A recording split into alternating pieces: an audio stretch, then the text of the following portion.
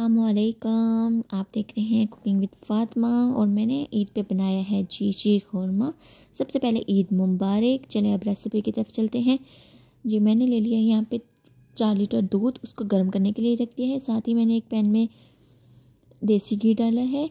1 teaspoon देसी घी जाएगा, इसको थोड़ा सा गर्म कर लेंगे। गर्म कर लेने के साथ जी मैंने इसमें डाले हैं ड्राई फ्रूट्स। इसमें है जी छुहारे, 2 से 3 छुहारे ले लिए, इनको बारीक काट लिए। फिर मैंने पिस्ता और बादाम भी इनको बारीक बारीक काट के तो इनको मैं लाइट ब्राउन कर रही हूँ। जी यहाँ पे ये मेरे लाइट ब्राउन हो रहे हैं।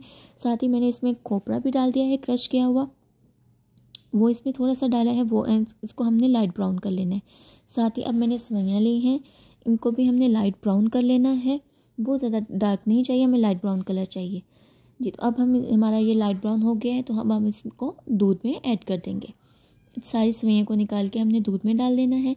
जी ये हमारा दूध के साथ अब दूध और सेवइयाँ दोनों ही पक रहे हैं यहाँ पे।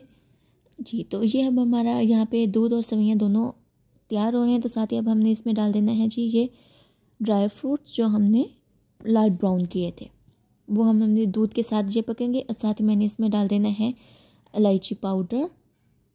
और अब ये हमारे दूध के साथ ये सारी चीज़ें रेडी हो गई थी, तो अब हमने इसमें डाल देना है शुगर। शुगर के बाद जी ये देखिए मैं अब इसमें मलाई ऐड कर रही हूँ। मलाई हमारी 1 प्याली थी जो हमने इसी दूध की ही थी जो हमने इसमें ऐड की है।